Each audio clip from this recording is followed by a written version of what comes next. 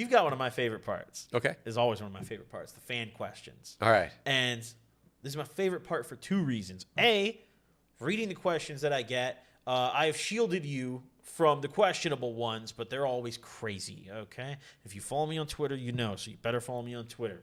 And also, I love it because it gives you guys a chance to ask a question directly to someone you want to ask a question to, like Josh today. Yeah. You know? And I'm sure there's a lot of stoners out there that want to know all this stuff.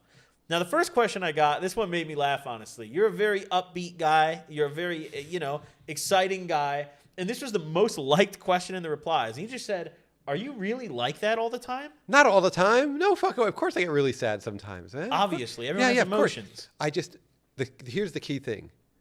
I want to be this way all the time. Yes. That's the most important. That's the best way I can answer it. Of course I'm not like that, dude. Things happen. Yep. Feds kick your door in. Yeah, you can't awful be that jolly. shit. This happened. So like when this umbrella came in, I told you earlier, I realized that I hadn't made the mouthpiece removable like it was supposed to be. And when I realized it was glued in, so it was going to be difficult to clean. You have to use this long pipe cleaner to clean it now. When I realized that had happened, I was so genuinely upset about it that I cried. Like I was like in front of my staff. And I'm fucking crying because I was like, no! Like after 3 years of making an umbrella, I couldn't make it right? Really? Yeah. What the fuck is wrong with me? I should have checked it more. I should have fucking caught that they changed that one little speck that I'd given. And I didn't catch it. So yeah, there are things I break down, I'll cry, I'll have sad moments of all this stuff. My goal though is to get back to this. I tell myself things like, hey Josh, with everything you have going on in your life, with all the shit that's happening in a good way, if you can't be happy, then no one can, dude. So come on. You're right. And then I'll throw some Marcus Aurelius quote into myself, tell myself something, reminding myself how short life is or something like that. And it's like, fuck it, we got to get back there. I'll give you an example and where this mentality comes from. I wanted to, I realize there are times I'll be in New York and I'm having like the greatest time in the fucking laughing with my friends, riding fucking electric bikes, jumping over fucking shit, sneaking onto a hidden spot on the Brooklyn Bridge to smoke out, having so much fucking fun. And then I'll realize, hey Josh, eventually, of course, something bad's gonna happen. Your tire's gonna pop, you're gonna go over the handlebars, you're gonna fuck yourself up. It's such as life, dude. You're human. It's gonna happen. Something really, really fucked up is gonna happen. The question is, how are you gonna handle it when that happens? I want to believe, or I tell myself, that if I'm walking down the block in New York and some brick, because plane flies overhead, the building vibrates a little bit, brick, 20 stories up, vibrates loose. It falls down, 20 stories, hits me right here as I'm walking like this, on my arm. Bah! Knocks my arm clean fucking off. I lost my fucking arm. Oh my God, the blood shooting everywhere like one of those Quentin Tarantino movies. Ah! Right? So it's like that. I end up in the hospital, and when I come to from the drugs and all that stuff, I want to believe that my first thought is going to be, okay, how long is it going to be till I'm really happy like that again? How long is it going to be till I'm back riding those beautiful energetic waves of the universe? How long till I'm surfing on that shit and fucking having the time of my life again? How long is it going to be? And then I'll start plotting out how long it'll be. Well, probably after I get past the pain point. Yeah, I got to get rid of the pain first.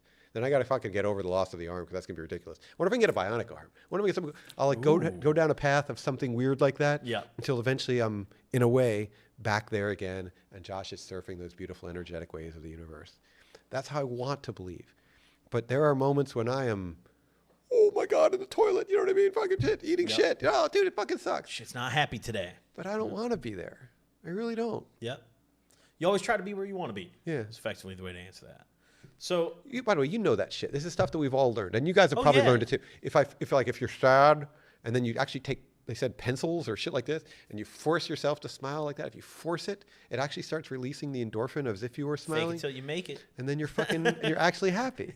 So if you force the smile, you actually become happy. Yeah, you just got to go like, yo, I'm happy actually. Yeah, and force the smile. Yeah, so really make it. Yeah. That's an interesting concept too. That's really crazy that you can literally do that. The human mind is fascinating. We are really fascinating creatures. I can make myself happy. Like, all right, man. It works though. Legit, scientifically and by the way, of proven course, to work. I believe it's scientifically proven to work, but if I'm wrong, dude, don't bother suing me. I'm telling you now, I'm probably wrong about everything I said. But yeah, no. I don't have much to sue me for about my camera, so I'll say, yeah, it scientifically works. You know? I read something. I read it a few times and talked about how that fucking worked and explained how it worked even. And I was like, wow, that is amazing. And that's kind of the stuff that guides my life. These are fucking principles. Where it's like, wow, if that's true, which I hope it fucking is, keeps you grounded. It keeps you fucking happy. happy. Yeah. But yeah, of course, bad shit happens, dude. Like my daughter will get sick, weird, like, just sad shit. But I don't want to dwell in there. My grandmother would always say to me, you know what I mean? When you're when you smile, the whole world. Oh, when you laugh. When you laugh, the whole world laughs with you. When you smile, the whole world smiles with you. When you frown, Josh, you frown alone. That's real. I know. That's She was real. full of sayings No one like wants that. to be with you when you're frowning. No one wants to be with the No one sad. wants to be around that shit. By the way, we were talking about earlier about luck and stuff like that. I was lucky enough to have him as a role model, right? Yep.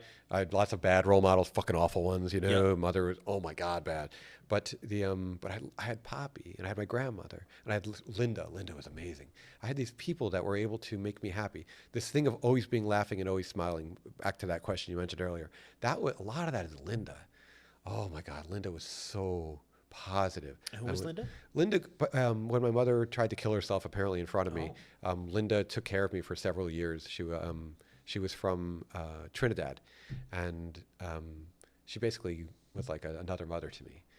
And I'm still part of the family, of her birth family as well. And there's many of us that are adopted members of the family essentially too.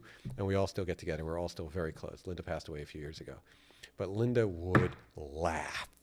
I don't mean laugh like I laugh. I mean laugh.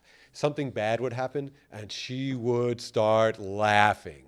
You know, because she would find the humor in some aspect of it, or something else. Even when my crazy mother would start screaming about something afterwards, I would make sure Linda was okay, and she would start laughing about it somehow. So she taught me that thing in here is planted. You got that energy. Yeah, I got that from Linda, and I love her so much. Shout out to Linda, passing Josh that energy. that answers the first question that we had too. Spinning back to that, the guy who asked if you really like that all the time. Hey, it's thanks to Linda. You know? Linda Patrick, she's a beautiful person. Man, yeah, wow, we really got into the World War II stuff there, though. It's so cool hearing all those stories, and it's so sad that we're now at a time period where, like, there's not many of those people left to share those stories. Oh, yeah, they're mostly all gone. Like, damn. And because of that, we inevitably, as humans, are going to repeat it. That's what we do. Yep. We got to pass them on now. You got to keep telling that story. I got to keep. I can tell the stories, but in the end, people we don't understand the dangers, not just of how awful war really is, but about what brought us there to begin with. Yeah, the lesson's only going to last for like one, maybe two more generations, and then it's back to square one, unfortunately. But you know what? We were close enough to learn from them, at least. Yeah, you and I, luckily. We were close enough, at least. The generation below us, they're in trouble. Yeah, we'll see how things play out for them. So. The next question that we have on the list here of fan questions from Hat Trick Hash. He asked specifically about elements, but I guess maybe this could just cover most of your products. What should we look for to ensure our pack of elements is authentic? Well, in another